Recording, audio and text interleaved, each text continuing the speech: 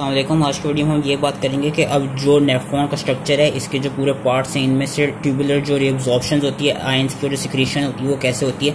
होता क्या है कि याद रखना है कि ये जो नेफ्रॉन के पार्ट्स हैं, इनमें यहाँ पे प्रॉक्सिमल कॉन्वोल्यूटेड ट्यूब्यूल आता है शुरू में, उसके बाद आपका आगे को जाके फिर thin loop of descending handle आता है, then thick loop of descending handle आता है, देन डिस्टल ट्यूब्यूल आता है, डिस्टल कॉन्वोल्यूटेड ट्यूब्यूल के बाद कनेक्टिंग ट्यूब्यूल होता है, कनेक्टिंग ट्यूब्यूल के बाद आगे जाके आपका cortical and medullary collecting ducts आते हैं, जो कि फिर कलेक्टिंग डक्ट फिर आगे जाके ये पेल्विस से कनेक्ट होंगे और फिर ये यूरेटर बना देंगे। तो होता क्या है कि जिस तरह ने ये स्ट्रक्चर दिखाया हुआ है नेफ्रॉन्स का, इनके जो सारे पार्ट्स हैं, इन पार्ट्स के अराउंड ये जो इफ्रंट आर्टेरियोल्स है, यहाँ से आगे जाके जितनी भी ये ब्लड वेसल्स हैं, ये सारी हम देख सकते हैं प्रेजेंट होती हैं। एंड जो रीअब्जॉर्प्शन होती है ना, रीअब्जॉर्प्शन बेसिकली इस तरह होती है कि ये जो पार्ट्स हैं नेफ्रॉन के, वहाँ से आयंस जो हैं वो रीअब्जॉर्ब होकर पहले जो सराउंडिंग इंटरस्टिशियल फ्लूइड है वहाँ आएंगे, एंड देन इन कैपिलरीज के अंदर क्या कहते हैं वो रीअब्जॉर्ब होंगे, यानी इन कैपिलरीज के अंदर वो वापस चले जाएंगे, ताकि जो उनकी जो आयोनिक कॉन्सेंट्रेशन, जो उनकी जो प्लाज्मा की कॉन्सेंट्रेशन है, वो नॉर्मल रहे। और जिन्होंने एक्सक्रीट आउट होना होगा वो होगा कि वो या तो इन ट्यूबुलर कैपिलरीज के थ्रू भी इन क्या कहते हैं जो नेफ्रॉन के पार्ट है वहाँ पे सिक्रीट आउट हो जाएंगे, ताकि जो भी टॉक्सिक सब्सटेंसेस होंगे उनकी एक्सक्रीशन हो जाए। तो बात कर लेते हैं, सबसे पहले हम प्रॉक्सिमल कॉन्वोल्यूटेड ट्यूब्यूल पे आते हैं, लेकिन प्रॉक्सिमल कॉन्वोल्यूटेड ट्यूब्यूल से पहले हमें ये पता होना चाहिए कि इसके जो आसपास है, इसमें हमें एक जो मेन ओवरव्यू या मेन जो चीज़ याद रखनी वो ये कि जो जितने भी हम अभी पार्ट्स पढ़ेंगे ना, उन पार्ट्स के जो बेसोलेटरल सरफेस होती है, बेसोलेटरल सरफेस हम देखेंगे ज्यादातर सोडियम पोटेशियम एटीपीएस पंप्स होंगे या डिफरेंट एटीपीएस पंप होंगे। उनके थ्रू होगा क्या कि उनके थ्रू जो सोडियम आयंस हैं उनकी कॉन्सेंट्रेशन यहाँ पे बढ़ रही होगी, और वो एक तरफ से वो प्राइमरी एक्टिव ट्रांसपोर्ट होगी, जो वो एनर्जी जनरेट करेंगी, उस एनर्जी के थ्रू होगा क्या कि जो एपाइकल सरफेस होगी, जो ल्यूमिनल सरफेस होगी, ल्यूमिनल सरफेस पे फिर थ्रू सेकेंडरी एक्टिव ट्रांसपोर्ट कुछ आयंस जो है वो रीअब्जॉर्ब हो रहे होंगे या एक्सक्रीट आउट हो रहे होंगे, और फिर उस सेकेंडरी एक्टिव ट्रांसपोर्ट के थ्रू वो रीअब्जॉर्ब कैसे होंगे, या तो वो ट्रांससेलुलर पाथवे के थ्रू हो सकते हैं या वो थ्रू पैरासेलुलर पाथवे के थ्रू हो सकते हैं। और वो जब आयंस रीअब्जॉर्ब हो जाएंगे ना, देन वो जो सराउंडिंग इंटरस्टिशियल फ्लूइड होता है वहां पे प्रेजेंट होंगे। सराउंडिंग इंटरस्टिशियल फ्लूइड में होगा क्या, उन सॉल्यूट्स की जो कॉन्सेंट्रेशन होगी वो बढ़ रही होगी। जैसी सॉल्यूट्स की कॉन्सेंट्रेशन बढ़ेगी, होगा क्या कि जो वाटर होगा वो फिर जो ल्यूमेन है वहां से ऑस्मोसिस के थ्रू चला जाएगा इंटरस्टिशियल फ्लूइड में, ताकि जो वो है जो ऑस्मोलैरिटी है वो मेंटेन रहे। एंड होगा क्या कि फिर वो water and solutes bulk flow के थ्रू पेरिट्यूबुलर कैपिलरीज में रीअब्जॉर्ब हो जाएंगे। बेसिकली इन पार्ट्स के थ्रू होगा क्या, ये जो सराउंडिंग इंटरस्टिशियल फ्लूइड है यहाँ पे आयंस प्रेजेंट हो जाएंगे। जैसे यहाँ पे आयंस प्रेजेंट होंगे, होगा क्या कि फिर वाटर के ऑस्मोसिस के थ्रू जितने भी सराउंडिंग इंटरस्टिशियल फ्लूइड है, वाटर फिर बल्क फ्लो के थ्रू उन आयंस को और खुद इन कैपिलरीज में, ये जो पेरिट्यूबुलर कैपिलरीज दिखाएंगे, इनके अंदर रीअब्जॉर्ब हो जाएगा। और जो कॉर्टिकल नेफ्रॉन्स होते हैं उनमें ये पेरिट्यूबुलर कैपिलरीज होती हैं। जो मेडुलरी नेफ्रॉन्स होते हैं, जो उन्होंने यहाँ पे दिखाया हुआ मेडुलरी नेफ्रॉन्स, होगा कि जो पेरिट्यूबुलर कैपिलरीज होंगी surrounding loop of Henle's, they will be known as vasa recta. तो हम बात कर लेते हैं सबसे पहले प्रॉक्सिमल कॉन्वोल्यूटेड ट्यूब्यूल की। प्रॉक्सिमल कॉन्वोल्यूटेड ट्यूब्यूल ये सबसे पहला पार्ट होता है, इनिशियल पार्ट होता है नेफ्रॉन का। यहाँ पे क्या होता है, यहाँ पे अबाउट 65% सोडियम और वाटर की फिल्ट्रेशन हो जाती है। सोडियम और जो क्या कहते हैं वाटर होते हैं, उनकी रिअब्जॉर्प्शन होती है। अबाउट 65% फिल्टर्ड लोड जो होता है यहाँ पे, वो क्या कहते हैं सोडियम का जो फिल्टर्ड लोड होता है वो रिअब्जॉर्ब हो जाता है। वो होता कैसे कि जो प्रॉक्सिमल कॉन्वोल्यूटेड ट्यूब्यूल होता है, प्रॉक्सिमल कॉन्वोल्यूटेड ट्यूब्यूल की जो बेसोलेटरल सरफेस होती है, वहां पे मैंने कहा था कि sodium potassium ATPase pump present होते हैं, और जिसकी अपाइकल सरफेस होती है वहां पे दो कैरियर प्रोटीन्स होती हैं, दो नहीं वैसे तो तीन होती हैं। और कैरियर प्रोटीन्स का नाम क्या होते हैं, एक तो सोडियम ग्लूकोज को ट्रांसपोर्टर होते हैं, ये हमने कार्बोहाइड्रेट की जो शुरू की वीडियो थी जो कि कहते हैं डाइजेशन एब्जॉर्प्शन की, उसमें भी देखा था कि जो SGLT2 होंगे, जो सोडियम ग्लूकोज को ट्रांसपोर्टर होते हैं, वो यूजली किडनीज में पाए जाते हैं। और इनका काम क्या होता है कि होगा क्या, सोडियम यहाँ पे जो कहते हैं जो बेसोलेटरल सरफेस है वहां पे through sodium potassium ATPase pump primary active transport के थ्रू इंटरस्टिशियल फ्लूइड में चला जाएगा। इससे क्या होगा कि इससे जब सोडियम आयंस की कॉन्सेंट्रेशन या इंटरस्टिशियल फ्लूइड में बढ़ेगी और ट्यूबुलर सेल्स में कम होगी, तो होगा या ट्यूबुलर सेल्स में सिंस जो ज्यादा पॉजिटिविटी वो बाहर जा रही है, तो ट्यूबुलर सेल्स के अंदर नेगेटिविटी आएगी। नेगेटिविटी से होगा कि जो उनकी वो इलेक्ट्रो जो उनका पोटेंशियल होगा वो अराउंड -70 मिलीवॉल्ट्स होगा। इसके क्या होगा कि जो प्राइमरी एक्टिव ट्रांसपोर्ट था ना, उसके थ्रू अब उसने एक एनर्जी जनरेट की। अब उस एनर्जी के थ्रू एक इलेक्ट्रोकेमिकल ग्रेडियंट बना, जिसकी वजह से अंदर को सेल्स के अंदर नेगेटिविटी आ गई। अब इस इलेक्ट्रोकेमिकल ग्रेडियंट के थ्रू होगा कि यहाँ से ये जो आयंस ग्लूकोज और अमाइनो एसिड्स रीअब्जॉर्ब हो रहे हैं, ये थ्रू सेकेंडरी एक्टिव ट्रांसपोर्ट हो रहे हैं। ये सेकेंडरी एक्टिव ट्रांसपोर्ट के थ्रू किस तरह हो रहे हैं, क्योंकि एक तो जो इलेक्ट्रोकेमिकल ग्रेडियंट है वो सोडियम आयंस का बना हुआ है, तो sodium ions through facilitated diffusion through sodium glucose like cotransporter and through sodium amino acids cotransporter easily वापस सेल्स के अंदर जा रहे हैं। और जब वो फैसिलिटेटेड डिफ्यूजन के थ्रू सेल्स के अंदर जा रहे हैं तो वो एनर्जी रिलीज कर रहे हैं, और उस एनर्जी वो जो रिलीज कर रहे हैं, उस एनर्जी को ग्लूकोज और अमाइनो एसिड्स यूज कर रहे हैं as a secondary active transport, यानी वो एटीपी को यूज नहीं कर रहे। वो जो सोडियम आयंस अपनी डिफ्यूजन के थ्रू एनर्जी जनरेट कर रहे हैं, उस एनर्जी को यूज करके वो वापस रीअब्सॉर्ब हो रहे हैं। और होंगे कैसे? प्रॉक्सिमल कन्वोल्यूटेड ट्यूब्यूल में क्या होगा कि सोडियम आयंस एक तो थ्रू सोडियम ग्लूकोज लाइक को ट्रांसपोर्टर 2 SGLT2 ट्रांसपोर्टर रीअब्सॉर्ब होंगे, और एक तो थ्रू सोडियम अमाइनो एसिड्स को ट्रांसपोर्टर एब्जॉर्ब होंगे, दूसरा होगा थ्रू सोडियम हाइड्रोजन एक्सचेंजर। इसमें क्या हो रहा होगा कि सोडियम आयंस ये एब्जॉर्ब हो रहे होंगे और जो हाइड्रोजन आयंस होंगे वो वापस सिक्रीट हो रहे होंगे, वो प्रॉक्सिमल कन्वोल्यूटेड ट्यूब्यूल्स के ल्यूमेन के अंदर सिक्रीट आउट हो रहे होंगे। तो ये हो रहा होगा प्रॉक्सिमल कन्वोल्यूटेड ट्यूब्यूल पे। फिर यहाँ पे जो बेसोलेटरल सरफेस है, यहाँ पे क्या होगा कि सोडियम ATPase पोटेशियम ATPase के थ्रू सोडियम जा रहा है इंटरस्टिशियल फ्लूइड में, एंड जो ग्लूकोज है वो अपनी ग्लूट ट्रांसपोर्टर्स के through, usually I believe GLUT1 and GLUT2 transporters के थ्रू जा रहा है इंटरस्टिशियल फ्लूइड में through facilitated diffusion. And then हो कह रहा है, जो मैंने कहा था, जब इंटरस्टिशियल फ्लूइड में सॉल्यूट्स की कंसंट्रेशन बढ़ रही है, देन वो थ्रू बल्क फ्लो, देन वो वाटर की एब्जॉर्प्शन के थ्रू जो कैपिलरीज प्रेजेंट हैं उसके अंदर आपका उसके अंदर रीअब्सॉर्ब हो रही है। एंड ये चीज याद रखनी कि ग्लूकोज जो है, मैक्सिमम जो ग्लूकोज की रीअब्सॉर्प्शन होती है वो प्रॉक्सिमल कन्वोल्यूटेड ट्यूब्यूल के लेवल पे ही हो जाती है। ग्लूकोज और प्रोटीन्स आपके नॉर्मली यूरिन में नहीं आती, अगर तो यूरिन में आने लग जाए तो यानी आपकी बॉडी में कोई मसला है। तो ये थी प्रॉक्सिमल कन्वोल्यूटेड ट्यूब्यूल में, यहाँ पे ये हो रहा है। तीसरी चीज उन्होंने दिखाई हुई है, होता है जब सोडियम की रीअब्सॉर्प्शन होती है उसके साथ साथ एक तो वाटर की रीअब्सॉर्प्शन होती है, क्योंकि मैंने कहा सोडियम की रीअब्सॉर्प्शन से होगा कि जो इंटरस्टिशियल फ्लूइड है वहाँ पे सॉल्यूट्स पड़ा है, जिसकी वजह से वाटर जो है वो ऑस्मोलैरिटी को मेंटेन करने के लिए रीअब्सॉर्ब हो रहा होगा। दूसरा क्या हो रहा है कि जब सोडियम यहाँ ज्यादा से ज्यादा प्रेजेंट होने लग जाते हैं ना, तो यहाँ पे ज्यादा पॉजिटिविटी आ जाती है। जब यहाँ ज्यादा पॉजिटिविटी आ जाती है तो जो सेल होते हैं, सेल के अंदर भी जो सेल है और जो ल्यूमेन है उसके अंदर ज्यादा नेगेटिविटी, जो ल्यूमेन का नेगेटिव पोटेंशियल है वो इंक्रीज करने लग जाता है।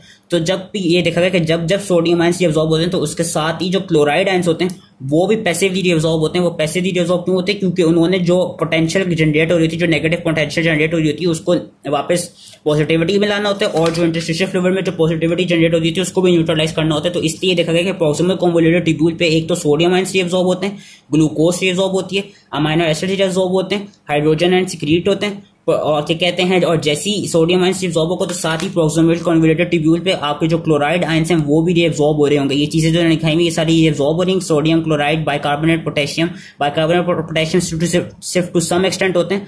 ज्यादातर sodium, chloride, water, glucose, amino acids reabsorb होते हैं, और जो हाइड्रोजन आयंस हैं, ऑर्गेनिक एसिड्स हैं और बेसिस हैं वो सिक्रीट आउट होते हैं। हाइड्रोजन आयंस ज्यादा इसमें सिक्रीट आउट होते हैं। वो होते क्यों है? क्योंकि जो अपाइकल सरफेस है वहां पे सोडियम हाइड्रोजन एक्सचेंजर्स प्रेजेंट होते हैं।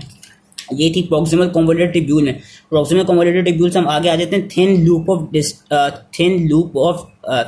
Thin segment of loop of Henley. अब थिन सेगमेंट में क्या होता है कि जो थिन है तो इसका बेसिकली क्योंकि थिन होता है, इसका जो ल्यूमेन होता है, जो डिसेंडिंग लूप ऑफ हेनले, इसका ल्यूमेन ज्यादा बड़ा होता है, हम देख सकते हैं। और जो ये thin descending loop of Henley होता है, इसकी खास बात ये कि ये जो आयंस होती है इनके लिए इम्परमेबल होती है, यानी इसके थ्रू आयंस जो रीअब्सॉर्ब नहीं हो सकते। तो जो thin descending loop of Henley, यहाँ पे देखा गया कि सिर्फ thin descending loop of Henley में सिर्फ वाटर आयंस ही ज्यादा से ज्यादा रीअब्सॉर्ब होते हैं, बाकी और कोई आयंस यहाँ पे रीअब्सॉर्ब नहीं होती। लेकिन जो नीचे को जाके फिर जो thick ascending loop of Henley बनता है, तो थिक लिम्ब बनता है। एक तो थिन लिम्ब भी होता है असेंडिंग हेनले का और थिक लिम्ब भी होता है, लेकिन जो थिन लिम्ब है और थिक लिम्ब है असेंडिंग लूप ऑफ हेनले का, उसमें देखा गया कि वो जो कहते हैं जो उनका ल्यूमेन है वो, और जो उनकी क्या कहते हैं मेम्ब्रेन है, वो वाटर के लिए इम्परमेबल है, वेरएस वो आयंस के लिए ज्यादा परमेबल है। इसलिए देखा गया कि जो thick ascending loop of Henley, यहाँ पे ज्यादा से ज्यादा आयंस की एब्जॉर्प्शन होती है। और वो कैसे होती है ये उन्होंने यहाँ पे दिखाया हुआ। ये thick ascending loop of Henley का एक सेल दिखाया हुआ है। होता क्या है कि जो thick ascending loop of Henley है उसकी जो बेसोलेटरल सरफेस होगी वहां पे भी सोडियम पोटेशियम एटीपीएस पंप होंगे। ये तो याद रखना है कि जितने भी बेसोलेटरल साइड होगी ना वहां पे ज्यादा सोडियम पोटेशियम एटीपीएस पंप तो हर हाल में होंगे, तो वहां पे वो प्रेजेंट होते हैं। साथ में होता है जो उसकी अपाइकल सरफेस होती है, अपाइकल सरफेस में सोडियम हाइड्रोजन एक्सचेंजर होते हैं जिसके थ्रू सोडियम आयंस एब्जॉर्ब हो रहे होते हैं और hydrogen ions vacancy secrete out हो रहे होते हैं। साथ ही होता है कि यहाँ पे एक इंपॉर्टेंट कैरियर प्रोटीन्स प्रेजेंट होती है जिसका नाम होता है 1 सोडियम 2 क्लोराइड 1 पोटेशियम को ट्रांसपोर्टर, या you can call it sodium 2 chloride potassium को ट्रांसपोर्टर। ये क्या कराता है? ये ल्यूमेन के थ्रू एक सोडियम आयन को, 2 क्लोराइड आयंस को और एक पोटेशियम आयंस को रीअब्सॉर्ब करा रहा होता है। और इसके थ्रू होता क्या है कि फिर क्या कहते हैं, यहाँ से सोडियम क्लोराइड और पोटेशियम अपने सेल के अंदर आ जाते हैं। Then sodium through sodium potassium ATPase वापस इंटरस्टिशियल फ्लूइड में चला जाता है। जो क्लोराइड आयंस होते हैं उनके कुछ क्लोराइड चैनल्स प्रेजेंट होते हैं बेसोलेटर सरफेस पे, वहां पे वो उन क्लोराइड चैनल्स के थ्रू इंटरस्टिशियल फ्लूइड में आ जाते हैं। वेरस जो पोटेशियम चैनल्स हैं, पोटेशियम चैनल्स की ये चीज देखी गई है कि जैसे वो वापस सेल में आ जाते हैं तो उनके कुछ चैनल्स अपाइकल सरफेस पे भी प्रेजेंट होते हैं, जिसकी वजह से वो वापस बैक लीच कर जाते हैं, यानी वो वापस क्या कहते हैं ल्यूमेन के अंदर चले जाते हैं। जब पोटेशियम आयंस इन क्या कहते हैं ल्यूमेन के अंदर जा रहे होंगे एंड वी कैन सी कि सोडियम और क्लोराइड आयंस निकल रहे होंगे ल्यूमेन से, तो होगा क्या? पोटेशियम आयंस की वजह से कुछ कुछ पॉजिटिविटी जनरेट हो जाएगी ल्यूमेन के अंदर जो कि अराउंड 8 मिली वोल्ट्स होती है। जब वो पॉजिटिविटी जनरेट हो जाती है ना, तो उस पॉजिटिविटी की वजह से होता क्या है कि जो बाकी सारे आयंस है ना, अबाउट सोडियम, पोटेशियम, मैग्नीशियम और कैल्शियम, उनके लिए एक पॉजिटिव चार्ज प्रेजेंट हो जाता है यहाँ पे, और यहाँ पे एक तरफ से नेगेटिव चार्ज होने लग जाते हैं। तो जो पोटेशियम की बैकलीच से होता ये है कि जो सोडियम, पोटेशियम, मैग्नीशियम और कैल्शियम आयंस हैं, ये अपने पैरासेलुलर पाथवे के थ्रू, ये पैरासेलुलर रीअब्जॉर्प्शन के थ्रू ल्यूमेन से चले जाते हैं इंटरस्टिशियल फ्लूइड में, और ये पोटेशियम आयंस की बैकलीच होने की वजह से जो क्या कहते हैं इलेक्ट्रिक पोटेंशियल जनरेट होती है, उसकी वजह से ये आयंस भी फिर रीअब्जॉर्ब हो जाते हैं, और ये आगे जाके फिर जो कैपिलरीज हैं उनमें वाटर के थ्रू रीअब्जॉर्ब हो जाते हैं थ्रू बल्क फ्लो। तो जो thick ascending loop of Henle, वहां पे चीज याद रखनी कि जो thick ascending loop of Henle, it is impermeable to water whereas it is permeable to these ions. और हम देख सकते हैं ये सारे ions sodium, chloride, potassium, calcium, magnesium, bicarbonate भी टू सम एक्सटेंट रीअब्सॉर्ब हो रहे हैं, वेयरएज जो thin descending loop of Henle वो सिर्फ वाटर के लिए ही परमेबल होते हैं, वो जो आयंस होते हैं उनके लिए इम्परमेबल होते हैं। और यहाँ पे एक और चीज देखी गई है कि कुछ लूप डायोरेटिक्स होते हैं जिस तरह फ्यूरोजमाइड, एथेक्रेनिक एसिड, ब्यूमेटानाइड, ये क्या कराते हैं, ये जो सोडियम 2 क्लोराइड पोटेशियम को ट्रांसपोर्टर है, इनको जाके इनहिबिट कर देते हैं। जब वो इनको जाके इनहिबिट कर देगा तो उससे होगा क्या कि ये जो आयंस है इनकी एब्जॉर्प्शन नहीं हो पाएगी और इनकी ज्यादा से ज्यादा एक्सक्रीशन होने लग जाएगी ब्लड में, एक्सक्रीशन लग जाएगी यूरिन में। तो ये थी थिक असेंडिंग लूप ऑफ फैनले। अब थिक से हम आते हैं डिस्टल कॉन्वोल्यूटेड ट्यूब्यूल में। एक अर्ली डिस्टल कॉन्वोल्यूटेड ट्यूब्यूल होती है और फिर लेट डिस्टल कॉन्वोल्यूटेड ट्यूब्यूल होती है।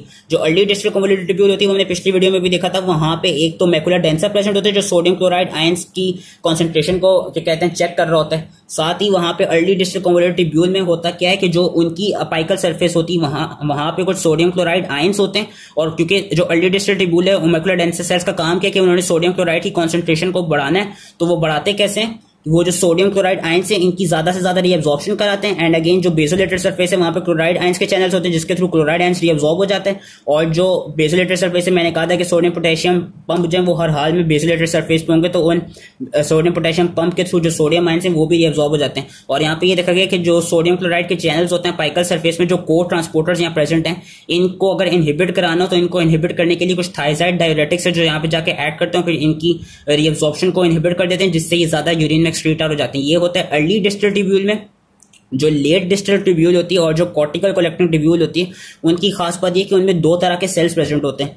एक तो आपके प्रेजेंट होते हैं प्रिंसिपल सेल्स, और एक आपके प्रेजेंट होते हैं intercalated cells type A and type B. इनकी भी बाद में बात करते हैं, पहले हम बात करते हैं प्रिंसिपल सेल्स की।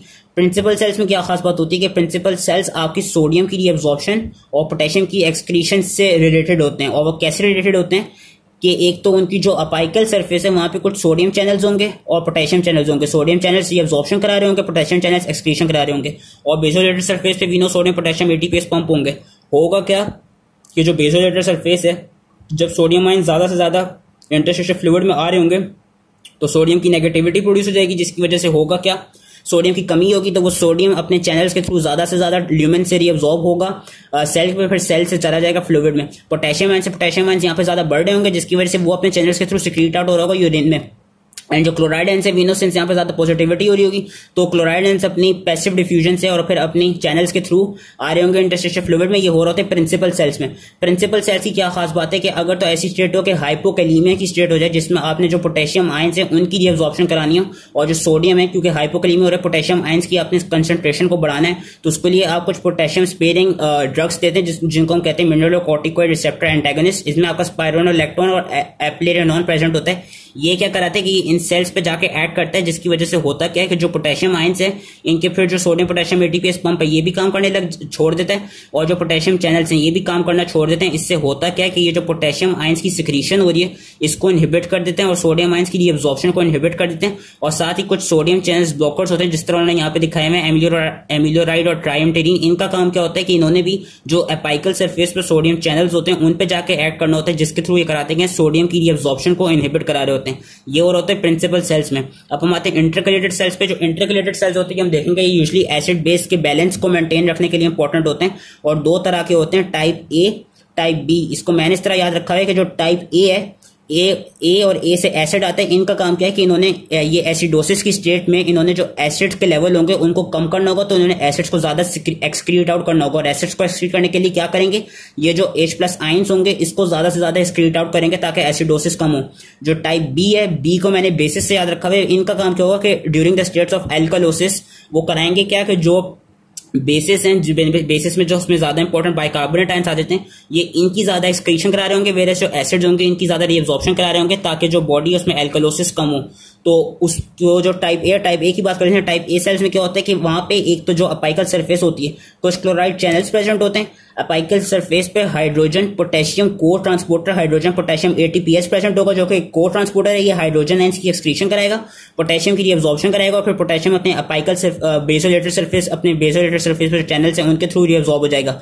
जो अपाइकल सरफेस है वहां पे हाइड्रोजन एटीपीएस पंप होगा, और इसके थ्रू जो हाइड्रोजन आयंस हैं वो through primary active transport excrete out हो रहे होंगे ल्यूमेन में। साथ ही कुछ क्लोराइड चैनल्स होंगे जो कि अपाइकल सरफेस पे होंगे। होता क्या है कि इन सेल्स से, टाइप ए इंटीग्रेटेड सेल्स में, सबसे पहले कार्बन डाइऑक्साइड जो है वो, या तो इनकी जो मेटाबॉलिक एक्टिविटी होती है उसके थ्रू कुछ कार्बन डाइऑक्साइड प्रोड्यूस हो रहा है। कार्बन डाइऑक्साइड का काम क्या होता है कि वो अपने कार्बोनिक एनहाइड्रेस एंजाइम के थ्रू कार्बन डाइऑक्साइड और वाटर मिला के बनाते हैं कार्बोनिक एसिड फिर बाइकार्बोनेट और H+ आयंस में डिसोसिएट हो जाता है। अब क्योंकि एसिडोसिस की स्टेट है तो होगा क्या, H+ आयंस ने एक्सक्रीट आउट होना है। H+ आयंस एक्सक्रीट आउट कैसे होंगे, हाइड्रोजन एटीपीएस पंप से एंड हाइड्रोजन पोटेशियम एटीपीएस को ट्रांसपोर्टर से।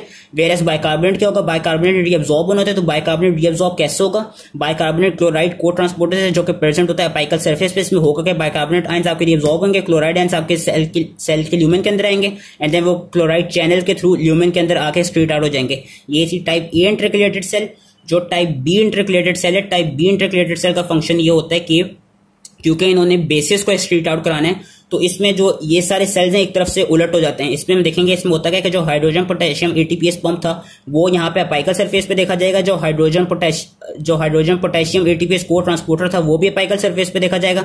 जो क्लोराइड चैनल्स थे, सॉरी बेसोलेटेड सरफेस पे देखा जाएगा। जो यहाँ पे क्लोराइड चैनल अपाइकल सरफेस पे थे वो यहाँ पे बेसोलेटेड सरफेस पे देखे जा रहे हैं। और यहाँ पे होगा क्या कि वो जो एक कैरियर प्रोटीन होती है जिसका नाम होता है पेंड्रिन, जो बाइकार्बोनेट और क्लोराइड की को ट्रांसपोर्टर होती है, वो यहाँ पे अपाइकल सरफेस पे प्रेजेंट होगी। वेरस वो टाइप ए इंटरकलेटेड सेल में बेसोलेटेड सरफेस पे प्रेजेंट थी। इसमें क्या हुआ कि इसमें भी अगेन सेल की मेटाबॉलिक एक्टिविटी के थ्रू और कार्बोनिक एनहाइड्रेस के एक्शन के थ्रू जो वाटर और कार्बन डाइऑक्साइड उसने रिएक्ट करके कार्बोनिक एसिड बनाया। कार्बोनिक एसिड H+ आयंस से बाइकार्बोनेट में डिसोसिएट हुआ। अब बाइकार्बोनेट पेंड्रिन की प्रोटीन के थ्रू बाइकार्बोनेट एक्सक्रीट आउट हो गए ल्यूमेन में, क्योंकि एल्कोलोसिस को कम करना है। और क्लोराइड आयंस रीअब्सॉर्ब हो गए। जो H+ आयंस थे, H+ आयंस क्योंकि कहते हैं एसिड के लेवल को बढ़ाना है, तो उन्होंने जो अपनी बेसोलेटेड सरफेस पे हाइड्रोजन एटीपीएस पंप थे उनके थ्रू वो इंटरस्टिशियल फ्लूइड में प्रेजेंट हो जाएंगे और वो रीअब्सॉर्ब हो जाएंगे। और वो हाइड्रोजन पोटेशियम को ट्रांसपोर्टर के थ्रू भी जो इंटरस्टिशियल फ्लूइड और फिर बाद में जो कैपिलरी है वहां पर रीअब्सॉर्ब हो जाएंगे। एंड क्लोराइड आयंस भी साथ में देखा गया कि रीअब्सॉर्ब हो जाते हैं। ये थी क्या कहते हैं कॉर्टिकल कलेक्टिंग ट्यूब्यूल्स की बात, और उनके अंदर जो टाइप बी इंटरकलेटेड सेल्स होते हैं, और लेट डिस्टल ट्यूब्यूल्स की बात। बाद में आपका आ जाते हैं medullary collecting duct. Medullary collecting duct में ये देखेगा कि मेडुलरी कलेक्टिंग डक्ट के थ्रू जो सोडियम क्लोराइड है, जो वाटर है, यूरिया है, बाइकार्बोनेट है, वो सब रीअब्सॉर्ब होते हैं, versus H+ ions excrete out होते हैं।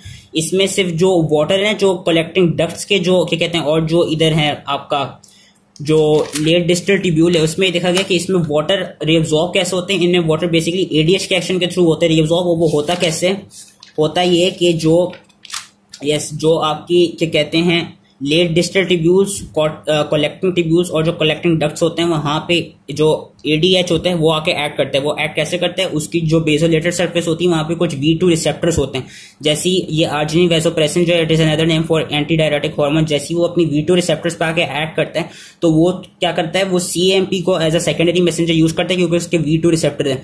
और CAMP को यूज करके प्रोटीन काइनेस A बनाता है। प्रोटीन काइनेस A आगे जाके प्रोटीन को फॉस्फोराइलेट करता है और वो बनाता है एक्वापोरिन्स बनाता है जो कि वाटर चैनल्स होते हैं। एक्वापोरिन 2 बनाता है। एक्वापोरिन 2 का काम क्या होता है कि ये जो अपाइकल सरफेस है वहां पे जाके ये वाटर चैनल्स बनाएंगे और इनके थ्रू होगा क्या, ये होता क्या, ये सिर्फ late distal tubule, collecting tubule और कलेक्टिंग डक्ट्स में होता है। वहां पे जाके करेंगे क्या, ये वाटर की रीअब्सॉर्प्शन कराते हैं।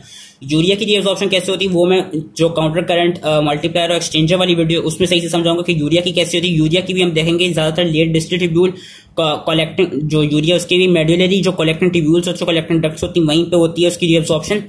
तो that was the whole reabsorption and secretion of ions in the nephron structure। इसमें बस एक चीज हम पढ़ लेते हैं कि जो एंजियोटेंसिन 2 होता है, एंजियोटेंसिन 2 और एल्डोस्टेरोन सोडियम की एब्जॉर्प्शन कराते हैं कैसे। बेसिकली जो एंजियोटेंसिन 2 होता है वो क्या कहते हैं रिलीज कब होता है, जब बॉडी में हाइपोनेट्रीमिया, हाइपरकलीमिया होया वो, और क्या कहते हैं बॉडी को सोडियम की एब्जॉर्प्शन करानी हो, पोटेशियम की एक्सक्रीशन करानी हो, साथ में उसने क्या कहते हैं हाइड्रोजन आयंस की भी एक्सक्रीशन करानी हो। होता क्या है कि जो एंजियोटेंसिन 2 होता है उसके कुछ रिसेप्टर्स प्रेजेंट होते हैं प्रॉक्सिमल ट्यूब्यूल में, कहते हैं thick ascending loop of Henley में, डिस्टल ट्यूब्यूल में और कलेक्टिंग ट्यूब्यूल है। वहां पे वो अपने जो बेसोलेटर सरफेस पे अपने रिसेप्टर्स पे जाके एक्ट करता है, और वो एक्ट करके कराता क्या है, जो सोडियम पोटेशियम एटीपीएस पंप है बेसोलेटर सरफेस पे, उसकी एक्टिवेशन कराते हैं ताकि ज्यादा से ज्यादा सोडियम रीअब्सॉर्ब हो। जो अपाइकल सरफेस पे सोडियम हाइड्रोजन एक्सचेंजर है उसकी एक्टिवेशन कराते हैं ताकि सोडियम की ज्यादा से ज्यादा रीअब्सॉर्प्शन हो।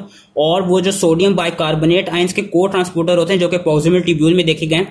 प्रॉक्सिमल ट्यूब्यूल में, क्योंकि मैंने कहा था जो प्रॉक्सिमल ट्यूब्यूल होती है, जो यहाँ पे उन्होंने दिखाया हुआ भी था कि जो प्रॉक्सिमल ट्यूब्यूल होती है इसमें हम देख रहे थे कि बाइकार्बोनेट रीअब्सॉर्ब होता है। बाइकार्बोनेट रीअब्सॉर्ब कैसे होते हैं, बेसिकली प्रॉक्सिमल ट्यूब्यूल की भी जो बेसोलेटरल सरफेस होती है वहां पे सोडियम बाइकार्बोनेट को ट्रांसपोर्टर होते हैं। तो एंजियोटेंसिन 2 का काम क्या होता है कि वो इन ट्रांसपोर्टर्स को एक्टिवेट कर देते हैं जिससे सोडियम की ज्यादा रीअब्सॉर्प्शन होती है। जब सोडियम की रीअब्सॉर्प्शन होगी तो फिर पैसिवली होगा कि क्लोराइड आयंस की भी रीअब्सॉर्प्शन होगी। ये एंजियोटेंसिन 2 का फंक्शन होता है। दूसरा एंजियोटेंसिन 2 का फंक्शन क्या था जो पिछली वीडियो में बताया था मैंने कि वो जो इफ्रेंट आर्टेरियोल होगी ना उसकी रेजिस्टेंस को कम कर देगा। जब उसकी रेजिस्टेंस को कम कर देगा तो उससे भी ज्यादा रीअब्सॉर्प्शन होगी, क्योंकि हम देखेंगे कि अभी मैं एक चीज पढ़ाता हूँ कि इफ्रेंट आर्टेरियोल में जब रेजिस्टेंस होगी तो जो उससे इफ्रेंट आर्टेरियोल्स का जो हाइड्रोस्टैटिक प्रेशर होगा ना वो कम हो जाएगा, जिसकी वजह से वो रीअब्सॉर्प्शन में एड करेगा। और एक और चीज होती है एंजियोटेंसिन 2 एल्डोस्टेरोन को स्टिमुलेट करता है। एल्डोस्टेरोन का काम क्या होता है कि वो भी सोडियम की रीअब्सॉर्प्शन कराता है। अब लास्ट चीज के रीअब्सॉर्प्शन हो कैसे रही होती है, बेसिकली हमने ये पढ़ा था कि ये जो पूरा एक नेफ्रॉन का स्ट्रक्चर है ये इन ब्लड कैपिलरीज में जा रहा है। अब जीएफआर के लिए भी हमने पढ़ा था उसकी रेगुलेशन के लिए कि कुछ कैपिलरी प्रेशर होता है, कुछ बोमेंस कैप्सूल का प्रेशर होता है, वही प्रेशर्स और कोलॉइड ऑस्मोटिक प्रेशर उन दोनों चीजों में डिपेंड कर रहा होता है और वो रेगुलेट करा रहा होता है जीएफआर को यहाँ पे। अब इन पूरी जगहों पे रीअब्सॉर्प्शन को कौन रेगुलेट कराते हैं, वही दो फोर्सेस रेगुलेट कराती हैं, आपकी हाइड्रोस्टैटिक प्रेशर और कोलॉइड ऑस्मोटिक प्रेशर। बेसिकली ये दिखाया गया है कि कोई भी ट्यूबुलर सेल है, प्रॉक्सिमल कन्वोल्यूट ट्यूब्यूल या डिस्टल कन्वोल्यूट ट्यूब्यूल हो गया, और ये पेरीट्यूबुलर कैपिलरी है, ये बेसिकली ये वाली कैपिलरीज हैं। अब होगा क्या, क्योंकि एफ्रंट के बाद ईफ्रंट आर्टेरियोल से आगे जाके ये कैपिलरीज बनती हैं, तो हमने देखा था कि जो जीएफआर है, जो ग्लोमेरुलस है, वहां पे प्रोटीन्स की फिल्ट्रेशन नहीं होती। जब प्रोटीन की फिल्ट्रेशन नहीं होती तो जो ईफ्रंट आर्टेरियोल्स होंगी और जो पेरीट्यूबुलर कैपिलरीज होंगी इनमें प्रोटीन्स की कॉन्सेंट्रेशन ज्यादा बढ़ी हुई होगी। जब प्रोटीन ज्यादा बढ़ी हुई होंगी तो होगा क्या, इन पेरीट्यूबुलर कैपिलरीज में जो कोलॉइडल ऑस्मोटिक प्रेशर होगा प्रोटीन्स की वजह से वो बढ़ा हुआ होगा, जो कि रीअब्सॉर्प्शन को एड कर रहा होगा। साथ ही जो हाइड्रोस्टैटिक प्रेशर होगा वो कम होगा। वो कम क्यों होगा, क्योंकि हमने देखा था कि जहां पे ज्यादा फिल्ट्रेशन यहाँ पे हो जाएगी, फिर इफ्रंट आर्टेरियोल्स में क्या कहते हैं जो ब्लड का प्रेशर होगा वो कम होगा। एक तो हाइड्रोस्टैटिक प्रेशर कम होगा, और मैंने जो एंजियोटेंसिन 2 का फंक्शन बताना था वो यही था कि एंजियोटेंसिन 2 इफ्रंट आर्टेरियोल की कंस्ट्रक्शन करा देता है। तो उस कंस्ट्रक्शन से होता है कि जो हाइड्रोस्टैटिक प्रेशर है वो कम हो जाता है, जो कि हम अभी आगे देखेंगे रीअब्सॉर्प्शन में फर्दर एड करता है। दूसरा जो इंटरस्टिशियल फ्लूइड प्रेजेंट है सराउंडिंग में, वहां पे सोल्यूट्स की कंसंट्रेशन भी बढ़ी हुई है, जिसकी वजह से फिर वाटर आए, वाटर ने क्या किया, बल्क फ्लो के थ्रू रीअब्सॉर्ब कराया, और साथ में जो सोल्यूट्स हैं वहां पे भी जो उनकी जो प्रोटीन्स होंगी वो कम होगी as compare to peritubular capillaries, क्योंकि पेरीट्यूबुलर कैपिलरीज में ज्यादा प्रोटीन होगी। ज्यादा प्रोटीन क्यों होगी, क्योंकि जो प्रोटीन है वो जो ग्लोमेरुलस है वहां से आपका फिल्टर आउट हो ही नहीं।